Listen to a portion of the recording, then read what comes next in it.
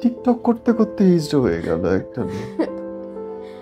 ও মাই god, এই বাচ্চা রেখে কেমনে একটা পুরুষ মানুষ সে এরকম পদক্ষেপ কেন নিল? আজকে তো ভালো কিছু করতে পারতো, ভালো কিছু করেও তো বলতে পারতো। আজকে যদি ও বড় হয়ে বলে যে বাবা কই, আমি কি বলবো? আমারে ঘরে রেখে সে হিজলা গোবর সাথে গিয়া ভিডিও করতো, টিকটক করতো। এখন আমার কাছে ওইগুলো আছে। শারীরিকভাবে অক্ষম, এই জন্যে উনি থার্ড জেন্ডার বা হিজলা হন নাই।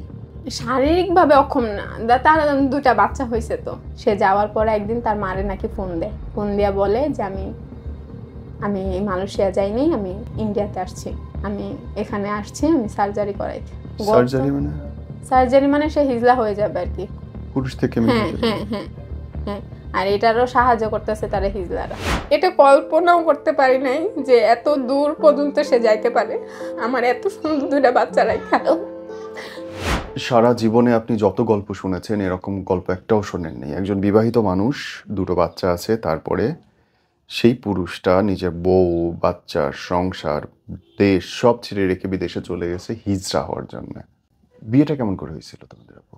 বিয়েটা আমার পারিবারিকভাবে হয়েছিল, মানে 2020 সাল। তখন আমি চাকরি করতাম টুইন টাওয়ারে, স্বপ্নরঙে চাকরি করতাম। জি। তো তখন হুট করে আমার একটা বিয়ের ঘর আসে, মানে এলাকার একজন কাকার সম্বন্ধে আর কি। সেক্ষেত্রে আসে, তো দেখতে চায়, ছেলেটা আমাকে দেখতে চায়, মানে ছবি দেখবে না, সে আমাকে সরাসরি দেখবে, মানে এরকম একটা ঘর আসে। তো হুট করে রাত্রে তখন 9টা 9:30 বাজে ছেলেটা আমাকে দেখতে আসে, 4-5 জন বন্ধু নিয়ে আর কি, আর যে ঘরটা আনে তাকে নিয়ে। তা আসে মতন সে আমাকে পছন্দ করে, দেখেই মানে পছন্দ করে, এরকম একটা বিষয় হয়ে দাঁড়ায় যে সে 1 সপ্তাহ সময় দিবে না। তখন পুরা লকডাউন, তখন সে সময় নেবে না, সে 1 সপ্তাহের মধ্যেই বিয়ে করবে। তো আমাকে দেখতে আসে বৃহস্পতিবার না যেন শুক্রবার, তো তারপরে শুক্রবার আমার বিয়ে হয় আর কি। তো মানে তার বাসায় যায়, আমার মামাতো ভাইয়া তাকে পছন্দ করে আর কি। আমার যে একদম আমার ফ্যামিলির যে গার্জিয়ান থাকে সে হলো আমার মামাতো ভাইয়া। তো সে তাকে দেখে পছন্দ করে। ওকে। তার ওদের বাড়িতে যায়, গ্রামের বাড়িতে যায়? না না না, গ্রামের বাড়িতে না, সে থাকতো মানিকনগর। আচ্ছা। মানিকনগরে থাকতো। তো সেখানে যায়, যাইয়া বিয়ের আগে দেখে যে ছেলেদের ঘর কেমন। তো দেখে আসে যে মোটামুটি ভালো। না, আমরা যে ছেলে কি পরিবেশে, করতো? ছেলে ড্রাইভারের চাকরি করতো, আচ্ছা। ভালো একটা কোম্পানিতে ড্রাইভারের চাকরি করতো। তো আমার ওই ভাইয়াও ড্রাইভার ছিল, গাজী কোম্পানিতে চাকরি করতো। সেক্ষেত্রে বলছে যে না, ছেলে ভালো, ছেলে চাকরি ভালো আর কি, দেওয়া যায় বিয়া। তো গেছে, সব কিছু দেখছে, দেখার পরে দেওয়া পছন্দ হয়েছে। তাও 1 সপ্তাহের মধ্যে আমার বিয়ে হয়ে যায়। তো তারা একদমই কোনো সময় দেয়নি আর কি বিয়েটার জন্য, মানে একদমই কোনো সময় নেয়নি, সাথে সাথে বিয়ের একটা তোড়জোড় হয়ে যায় আর কি। তো আমার বাবা তো রিক্সা চালাতো, আমার বাবা 2016 সালে মারা গেছে। আমার মা আছে, বড় বোন আছে, তো তাদের রেফারেন্সে বিয়ে হয়। কিন্তু এরকম তাদের কোনো কিছু চাওয়া থাকে না আর কি, যে আমরা কিছু নেব না, আমরা শুধু মেয়ে নিব আর কি, আমাদের কিছু চাওয়া নেই। তা আমার মা বলছে যে ঠিক আছে, আমিও তো ওরকম না, বা হুট করে এরকম বিয়েতে তো কিছু দেওয়া যায় না, ঠিক আছে আমি বিয়েটা দিই, পরে আমি আস্তে ধীরে কিছু দিব আর কি। তাদের গ্রামের বাড়ি থাকে দিনাজপুর। সেই ক্ষেত্রে আমাকে বিয়ে দেয়, দেওয়ার পরে আমার মা তেমন কিছু দিতে পারে না, দেয় না, শুধু ছেলেকে একটা আংটি দেয় আর কি, হাতের গিফট হিসাবে দেয়। তো বিয়ে করে নিয়ে যাওয়া হয় আমাকে। তো যাওয়ার পরে তার ফ্যামিলিতে আমি যাওয়ার পরে আমার মানে থাকাকালীন আমার খুব কথা শুনতে হইতো যে না চাইলে বেশি দিতে হয়। এই বিষয়টা নিয়ে তারা খুব নারাজ ছিল যে কিছু দেওয়া হয়নি। এই বিষয়টা হয়তো আমাকে সরাসরি বলতো না, কিন্তু তারা আশা রাখছিল যে না চাইলে বেশি দেওয়া হয় আর কি। অনেক কিছু ঘর, তাদের মানে তাদের দেশে যে নিয়মটা আর কি, একটা মেয়েকে বিয়ে দিলে মানে একদম হাঁড়ি পাতিল সব কিছু দিয়ে দেয় আর কি। সেই ক্ষেত্রে তারা ওরকমটাই আমাকে মনে করছিল। তা আমাদের তো ওরকম সময় দেওয়া হয় নাই, বা আমার ওরকম ফ্যামিলিতে ওরকম আর্থিক অবস্থা না যে অনেক কিছু দিতে পারবো। আপনি যখন বিয়ে হলো, শুরু থেকে আপনার হাজবেন্ড ঠিক ছিল? হ্যাঁ, শুরুতে ঠিক ছিল। আমি আসতেছি কথায়, তখন ও কি করছে, আমরা চলতেছিল এরকম ওই যে পারিবারিক যে দেওয়া থোয়ার বিষয়টা নিয়ে অনেক ঝামেলা, এটা সেটা ছিল। তো একটা সময় ওর হুট করে চাকরিটা চলে যায়। আমার 1-1.5 মাসের মধ্যে বিয়ের পরে চাকরিটা চলে যায়। চলে যাওয়ার পরে সে তো বাসায়, সে তো ঘরেই। তো তার একটা বেস্ট ফ্রেন্ড ছিল একদম ছোটবেলা থেকে আর কি, একটা ছেলে ফ্রেন্ড ছিল নাম আনোয়ার। তো তার সাথেই তার উঠা বসা আমি মানে যায়া দেখতাম আর কি। একদম ফ্যামিলির মতো ছিল আর কি ওই ছেলেটা, আসা যাওয়া সবকিছুর মতো মানে রাত্রেও থাকতো। অনেক সময় দেখা গেছে আমি আমার শাশুড়ির সাথে ননদের সাথে তাদের রুমে থাকতাম, আর ওই ছেলেটা তার সাথে থাকতো। ও মাই গড, এটা নিয়ে আপনার সন্দেহ লাগে নাই তখন? এটা নিয়ে সন্দেহ লাগে নাই। দেখা গেছে যে অনেক অজুহাত, যেমন হইলো গিয়া ঠিক আছে বাসায় যাইতে পারে নাই, ওদের বাসায় গেট তালা মারা, বা অনেক রাত করে বাইরে থেকে আসছে তার জন্য এখানে থাইকা যাইতেছে, এরকম একটা বিষয় ছিল আর কি। তো তার সাথে থাকতো, আমরা যে রুমে থাকতাম সেই রুমটাতে তারা থাকতো আর কি। আমি এটা নিয়ে কখনোই সন্দেহ করি না যে বেস্ট ফ্রেন্ড সমস্যায় পড়ছে থাকতো, এরকম একটা বিষয় ছিল। তা ওনার চাকরি তো চলে গেল, মানে আমার শাশুড়ি পেশায় একটু মানে আমার শ্বশুর বেকার ছিল, তো আমার শ্বশুর মারা যায় অনেক আগে। আমার শ্বশুর একটু বেকার ধরনের ছিল, মানে কাজ করতে যেত না। তো আমার শাশুড়ি সংসারটা পুরাটা চালাইতো। সে অনেক কষ্ট করছে, তার জীবনে অনেক কষ্ট করছে। তো তখন কি করলো সে, আমি মানে একটু বুঝতাম আর কি আমার শাশুড়ির চলাফেরায় যে আমি আসছি, আমি একটা মানে অলক্ষী টাইপের, যার কারণে চাকরিটা চলে গেছে, মানে এরকম আমার মনে হতো আর কি তাদের ব্যবহারে। তো আমি বলছি যে ঠিক আছে, মনে মনে কষ্ট পাইতাম, কিন্তু তাও আমার হাজবেন্ড আমি বুঝাইতাম যে দেখেন এভাবে বসে না থেকে যে এরকম চাকরি পান আপনি ওরকম এটাই করেন। তো ওনার আবার একটা ছিল কি, কোম্পানির চাকরি ছাড়া করতে পারতো না, যে কোনো কাজই হোক কোম্পানির হতে হবে, এরকম ছিল, প্রাইভেট গাড়ি চালাইতে পারতো না। তো সে একটা ভালো চাকরির আশায় ছিল। তা আমি একটু ঘরে প্যারা দিই, আমার শাশুড়িও প্যারা দেয় যে একটা চাকরি ধরো, নতুন বউ ঘরে তো লাগে। তো তো ঠিক আছে, সে কী করলো জোড়াজুড়িতে মানে কোম্পানির একটা চাকরি নিল, কিন্তু স্যালারি কম, ওটা হলো মিরপুর। তার মানিকনগরের থেকে আইসা মিরপুরে ডিউটি করতে হয়। তো তার সকালবেলার সময়টা রাত্রে যাওয়াটা মেনটেন করতে পারতো না, অনেক লেট হয়ে যেত।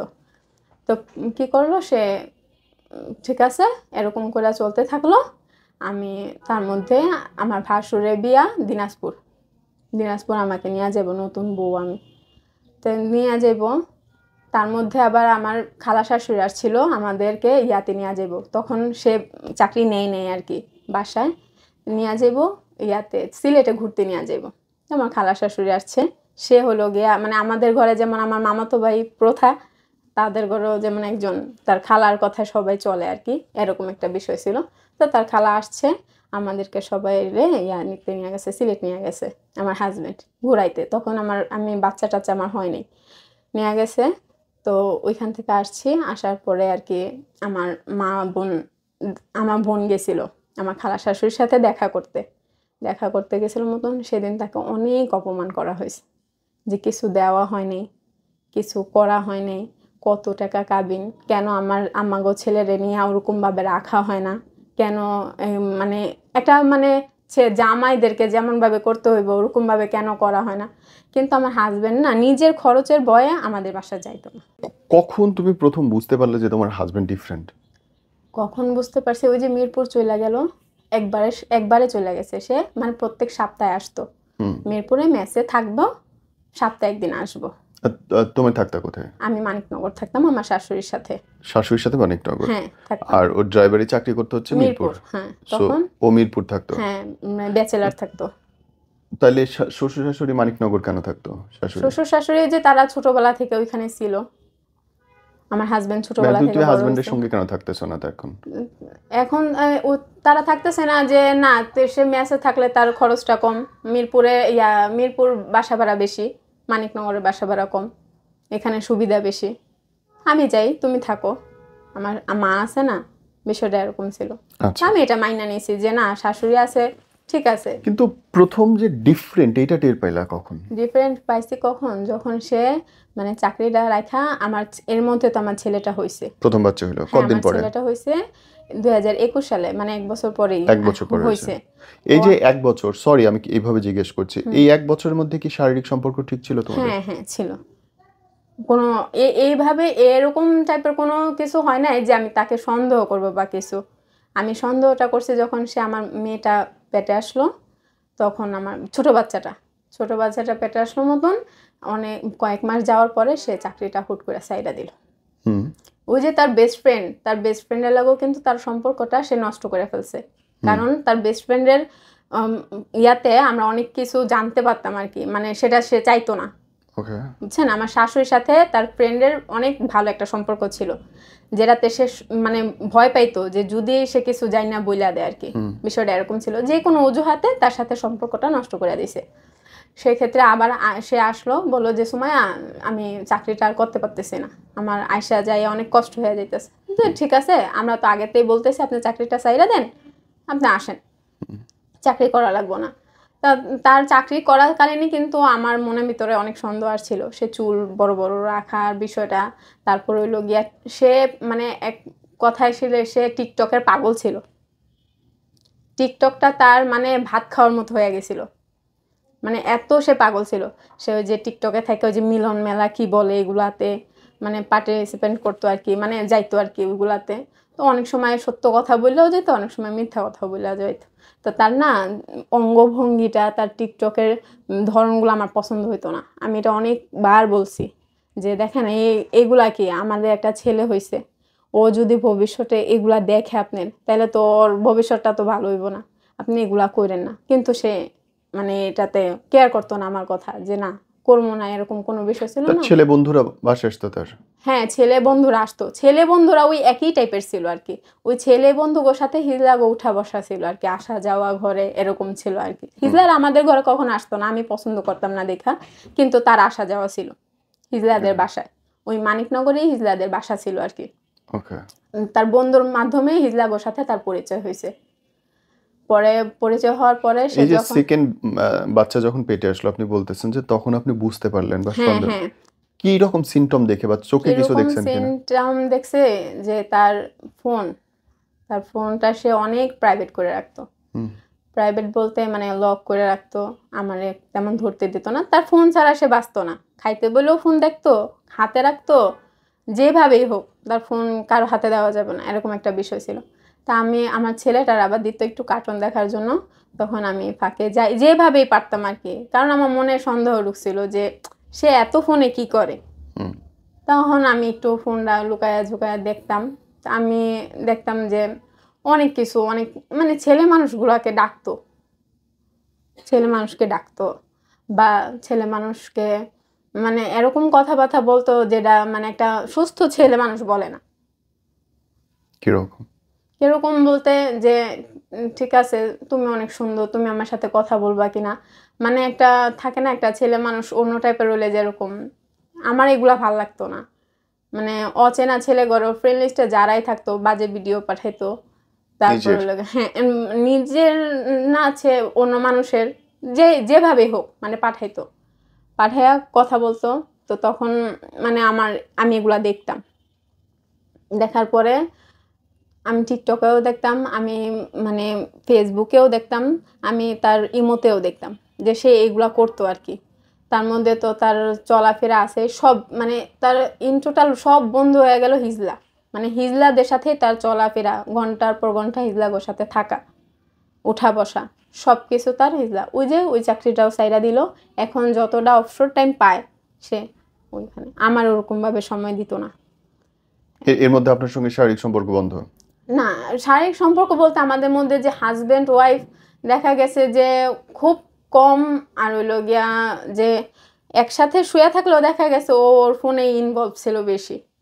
ও আমার সাথে তেমন কথা বলতেও পছন্দ করতো না, বা আমার সাথে ওরকমভাবে মিশতেও যেত না। আপনার প্রতি তার কোনো আক্ষেপ ছিল বা কষ্ট ছিল? হ্যাঁ, তার ছিল বলতে সে বলতো যে আমি রাগ হয়ে থাকতাম, বা কিন্তু আমি রাগ হয়ে থাকতাম তো ওই যে আমি ওইগুলা দেখতাম যেটা আমি নিতে পারতাম না। আমি কষ্ট পাইতাম যে আমি বউ ঘরে থাকাকালীন সে যদি আরেকটা ছেলের সাথে এরকমভাবে কথা বলে, সে তো নিশ্চয়ই আমি তো এটা ভালোভাবে নিব না, তাই না? Right. তার মধ্যে সে ঘরে ঠিক মতো খরচ দিত না, এটা ছিল আমার মানে সবচেয়ে কষ্টের জায়গা। ঘরে ঠিক মতো খরচ দিত না, যেটা আমার শাশুড়ি বিধবা মানুষ হইয়াও অনেক কষ্ট করেও সে এটা খরচটা চালাইতে তার অনেক কষ্ট হইতো ঘরে, তো সে দিত না। তো এটা নিয়ে আমার শাশুড়ির মধ্যে আমার একটা মন মালিন্য হইতো, এটা তো স্বাভাবিক। সে বলতো হয়তো আমার পছন্দ হইতো না, বা আমি এভাবে নিতে পারতাম না। আমি তার অনেকভাবে বুঝাইতাম যে দেখেন আপনার মা তো বয়স হয়েছে, আপনি কিভাবে এরকম করে পারেন, আপনি কিছু একটা করেন। তো সেক্ষেত্রে সে আবার আরেকটা চাকরি নিল কি, ওই যে ভাড়ায় ভাইরা প্রাইভেট কার চালায়, ওরকম একটা চাকরি নিল, নেওয়ার পরে তো চলতেছে। ওই ওই মানে সে যদি 2 দিন কাজ করে, সে 3 দিন ওই হিজলাগোর সাথেই থাকে। আর এটা আমার শাশুড়ি টের পাইছে, আমিও টের পাইছি। আমি বলছি, আমরা কথোপকথনও করছি দুজনের সাথে যে দেখেন মা, আমার কিন্তু এগুলা পছন্দ না। কিন্তু আমার শাশুড়ি বলছে ঠিক আছে, আমি ওর সাথে কথা বলবো।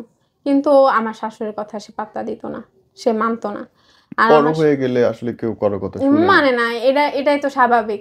আর সে আমার শাশুড়িও এরকম ছিল যে মানে ঠিক আছে, একটু ঘুরেই তো, একটু যাই তো, মানে উনি তো এগুলো চিন্তাও করেন নাই যে চিন্তাও করে নাই, একটু যাই তো, একটু ঘুরেই তো। হয়তো তার চেয়ে সে একটু বেশি দেখতো, কিন্তু আমি বউ ছিলাম, অশান্তি হইব সেজন্য হয়তো সে বলে নাই। এই যে আপনাকে স্ট্রেট ওয়েতে সে বললো কবে, বা আপনি কখনো ধরছেন তাকে এরকম অবস্থায় কোনো কিছুতে? তাকে ধরছি বলতে আমি রাগারাগি হয়েছে আমার শাশুড়িতে, তাহলে লাস্টে বলতে হয় যে আমি আমার শাশুড়ির সাথে আমার হাজব্যান্ডের সাথে রাগারাগি করে আমি চলে আসছি জি আমার মার বাসায়। জি। আর তার মাঝে যতবার তার সাথে আমার অশান্তি হয়েছে, আমি বলছি যে আমি সংসার করব না। এটা বলার আমার কারণ আছে, কারণ ওই যে আমি ওইগুলা দেখতাম, সে মানতো না, সে সইরে আসতো না, তার জন্য আমি বলতাম। এটা তো বলা আমার স্বাভাবিক। লজিক্যাল। আমি এইভাবেও বলছি যে দেখো, যদি তোমার আমারে ভালো না লাগে, যে না মনের মিল হইতে হবে এমন কোনো কথা নাই। যদি মনের মিল না হয়, যদি আমার কাছে ভালো না লাগে, তাহলে তুমি আমারে ছাইড়া দিতে পারো, আমি চলে যেতে পারি, আমি তোমার কাছে কোনো দাবি রাখবো না। আমি এরকমই বলছি।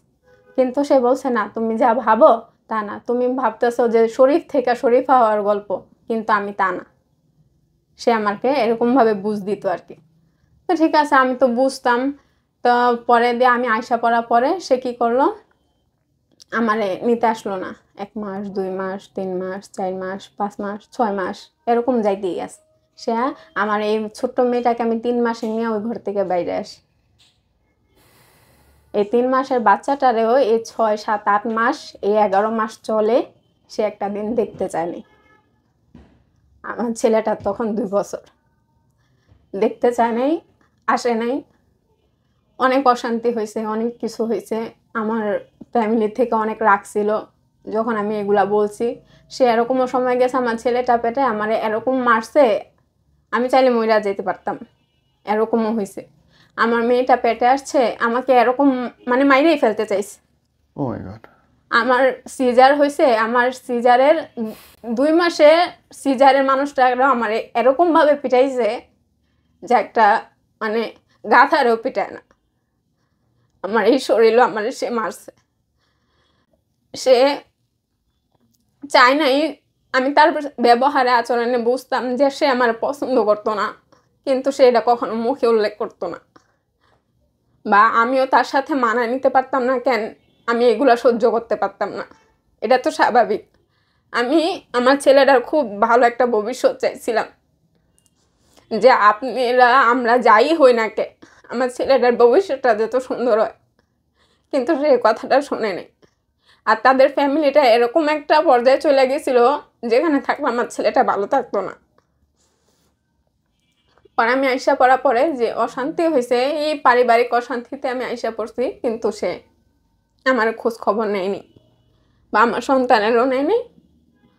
না নেওয়ার পর আমি একদিন, ঠিক আছে, সে ফোন দিছিল, খালি জিগাইছিল যে কখন গেছো। আমি যখন আইসা পড়ি তখন ঘরের ভিতরে কেউ ছিল না, কিন্তু তারা জানতো যে আমি আইসা পড়ব। আমি কাপড় চোপড় গোছাইতেছিলাম, আমার হাজবেন্ড দেখা তা চলে গেছে, বাইরে চলে গেছে। আমার শাশুড়িও বাইরে চলে গেছে, বলছে আমারে যাইতে না, কিন্তু আমার থাকা অবস্থা মানে একদমই কোনো রাস্তায় ছিল না। আমারে ঘরে রেখে সে হিজলা গোবরের সাথে গিয়া মানে ভিডিও করতো, টিকটক করতো। এখনো আমার কাছে ওইগুলো আছে, আমি এগুলা দেখতে পাই।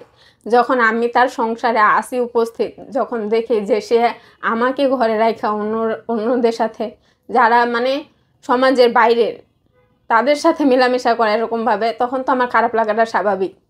আর আমার এই মনের এই কষ্টগুলা আমার শাশুড়ি কখনো বুঝতে চাইতো না।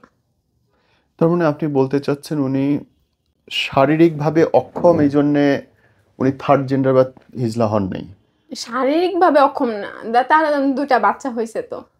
তার মানে উনি হইল কেন তাইলে? উনি আমি যতটুকু বুঝি, ওনার মানে একটা তো ছিল যে ছেলে মানুষের প্রতি দুর্বলতা, এটা তো আগে থেকেই ছিল। আপনার আগে থেকে? হ্যাঁ, আমার আগে থেকে এটা তো আমি বুঝতেই পারছি। ওই যে মানে মেসেজে যে কথা বলতো, এটাতে জি। তো বুঝাই যায়। জি। এটা ছিল একটা কথা। আরেকটা হলো গিয়া যে সে হিজড়াদের সাথে এরকমভাবে চলাফেরা করতো, হিজড়াদের লাইফ স্টাইলটা যখন দেখতো যে সে অন্য জায়গায় সফল পাইতেছে না চাকরি বাকরিতে, যখন দেখে যে তাগর লাইফ স্টাইলটা সুন্দর, হয়তো তার লোভ হয়েছে, হয়তো তার লোভ দেখানো হয়েছে যে কম কষ্টে টাকা উপার্জনের একটা রাস্তা আছে। এটাও হইতে পারে। না হলে আমার এই দুটা আমার লাগে না হোক, আমার দুটা সন্তানের লাগে কি তার মায়া লাগে না? এটা কি হইতে আপনাকে পারে? রেখে গেল কই এখন সে? গেল তখন তো আমি মানিকনগর থেকে চলে আসি, তখন সে মানিকনগর ছিল। আমার শাশুড়িকে নিয়ে গেছে সে, আমার শাশুড়িকে দিনাজপুর পাঠিয়ে দিস, আমার দেওর সহ দিনাজপুর পাঠিয়ে দিস। তখন সে একা থাকা শুরু করলো। আমার শাশুড়ির ঘরে যে ফার্নিচারগুলো ছিল সব সে রাইখা দিল। রাইখা দিয়া বললো যে আমি সুমাইরে নিয়ে আসবো, নিয়ে এসে আমরা আলাদা থাকবো, এরকম একটা বিষয় বলছে আর কি। তা আমার শাশুড়িও চাইছে যে ঠিক আছে যদি থাকো থাকো, কিন্তু সে থাকে নাই, সে আমার নিতে আসে নাই। তার মধ্যে আমি আসা পড়া পরে 3 মাসের মধ্যে একদিন তার বাসায় গেছিলাম। আমার ছেলেকে আমার মা স্বর্ণের চেইন দিছিল, আমরা একটা অনুষ্ঠানে যাইতাম, তার জন্য ওই চেনটা আনতে গেছিলাম।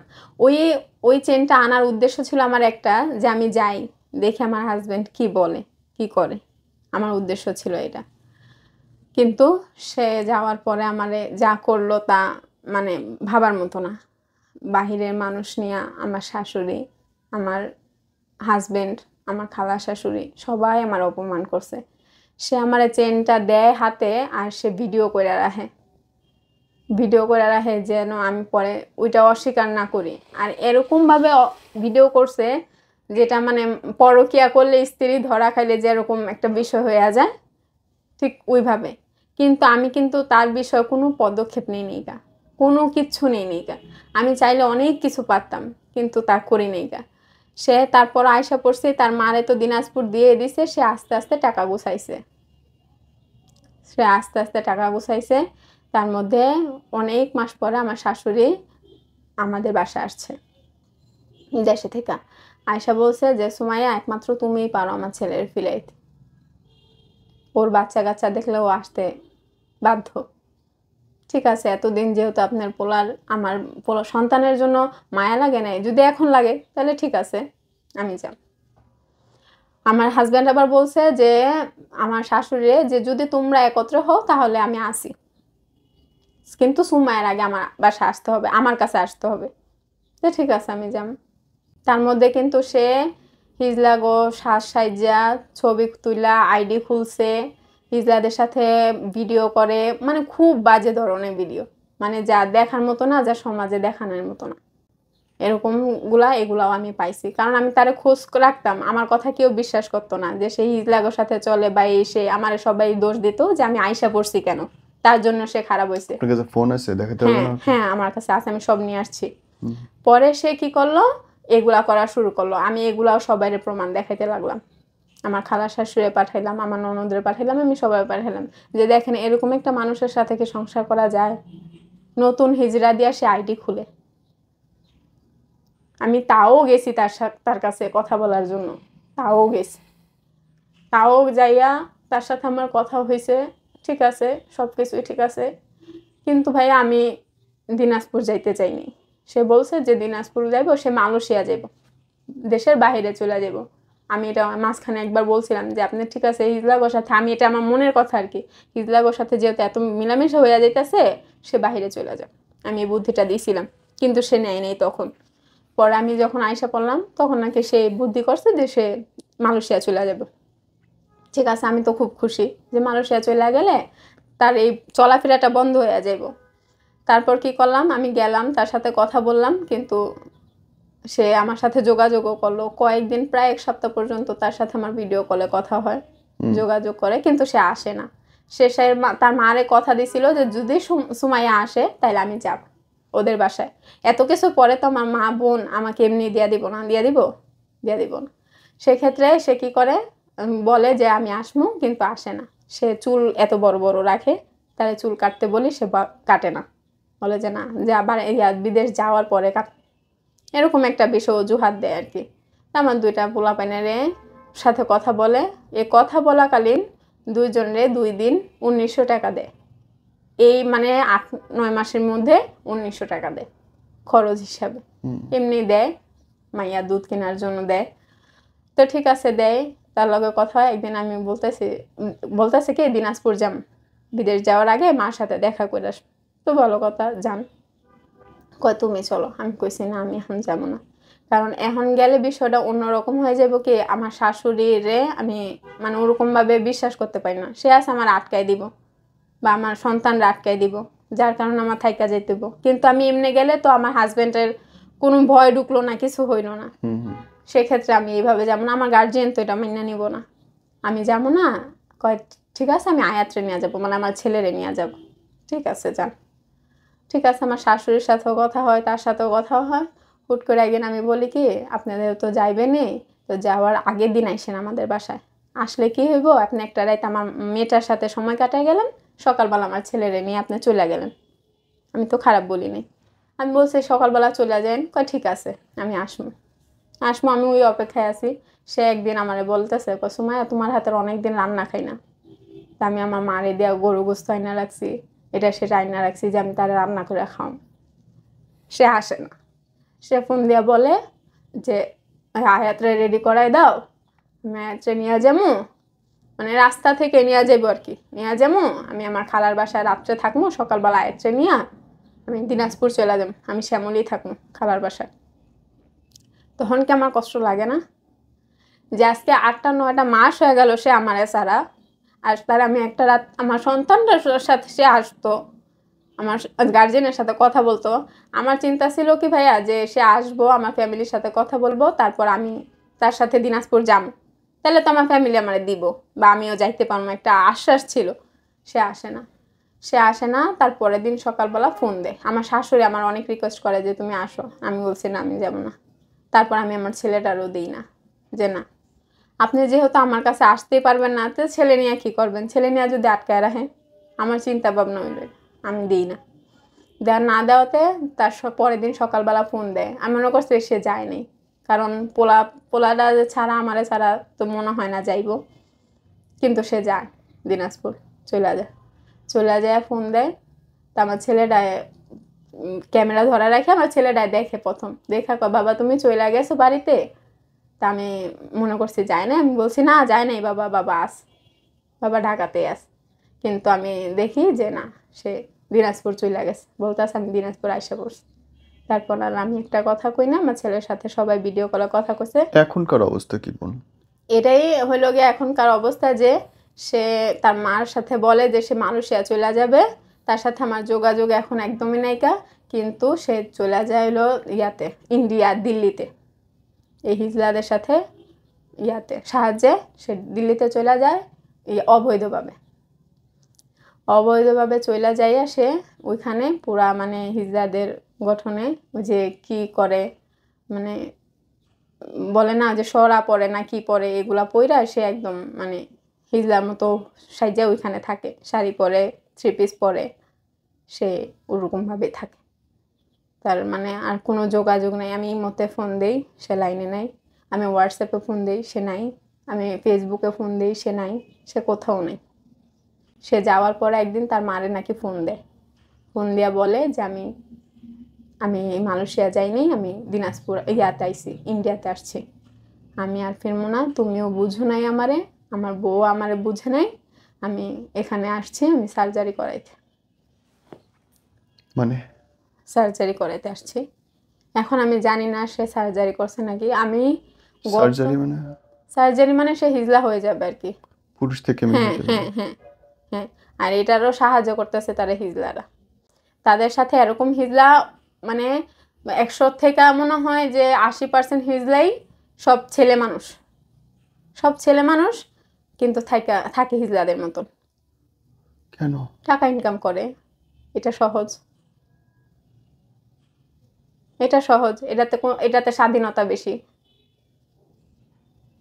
এটাতে নিজের মতো থাকা যায়, নিজের মতো চলা যায়, সবকিছু করা যায়। ও মাই গড। এখন সে আমি যোগাযোগ করার চেষ্টা করছি, আমার শাশুড়ি, আমি যেভাবেই হোক আমি এটা শুনতে পারছি। আমি অনেকভাবে যোগাযোগ করার চেষ্টা করি, পাই না।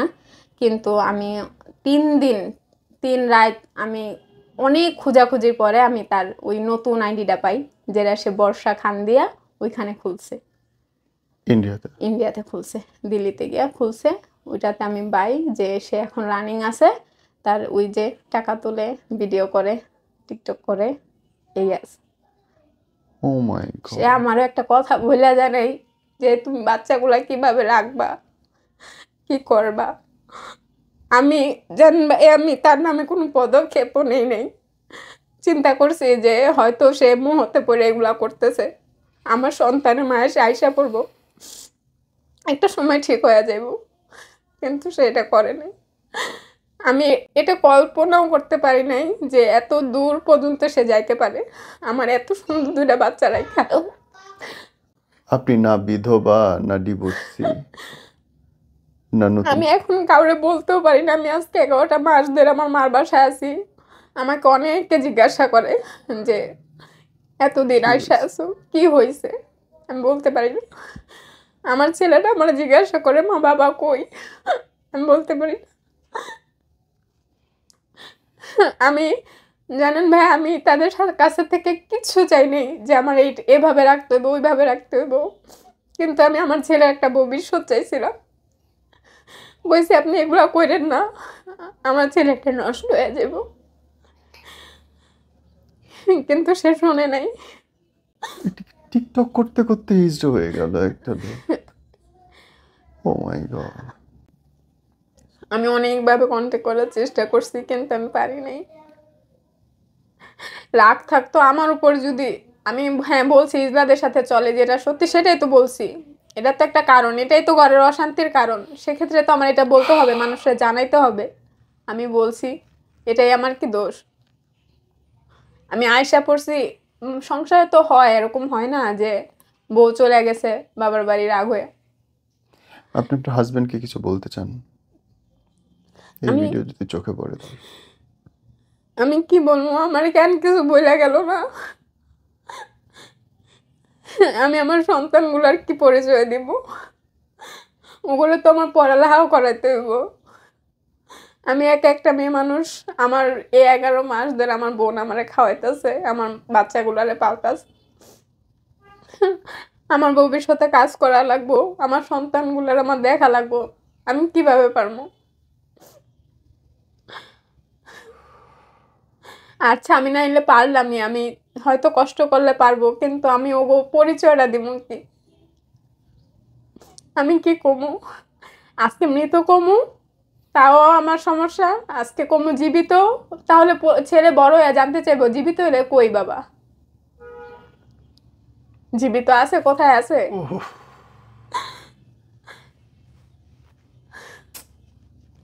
আমি জানি না আমি কি বলবো অ্যাকচুয়ালি।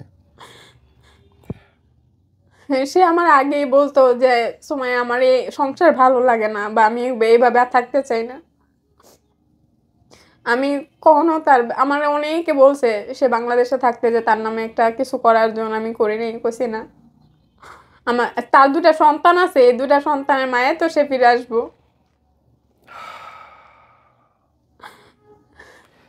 আপনি কি কোনো চাকরি বা কোনো সহায়তার জন্য ফোন নাম্বার বলতে চান? আমি চাকরি, এখন আমার বাচ্চাটা খুব ছোট, আমার মেয়েটা, আমি ওকে একটু দেখাইতে চাই। আমি চাই আমার হাজবেন্ডের সামনে এগুলা পড়ুক, সে জানুক যে সে কেন করলো এরকম।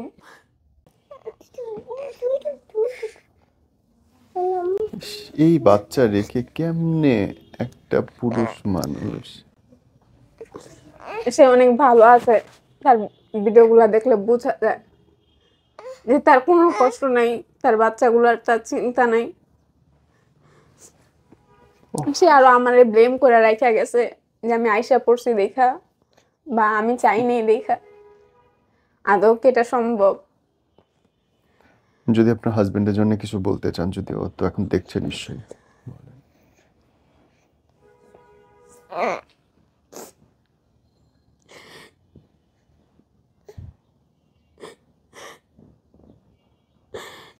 সে এরকম পদক্ষেপ কেন নিল? আজকে তো ভালো কিছু করতে পারতো, ভালো কিছু করেও তো বলতে পারতো যে তুমি যা ভাবছো তা ভুল।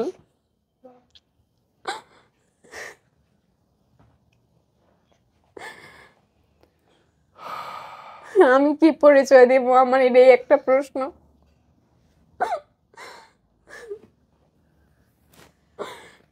কি পরিচয় দিলে ওরা ভালো মতো মানুষ হইতে পারবো? আজকে যদি ওরা ও বড় হয়ে বলে যে বাবা কই, আমি কি বলবো?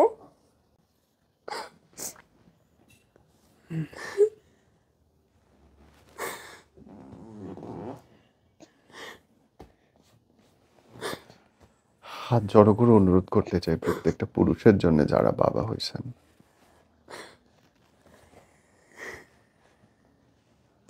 যখন একটা সন্তানকে দুনিয়াতে আনছেন তারপরে আপনার আমার বলে আর কিছু থাকে না।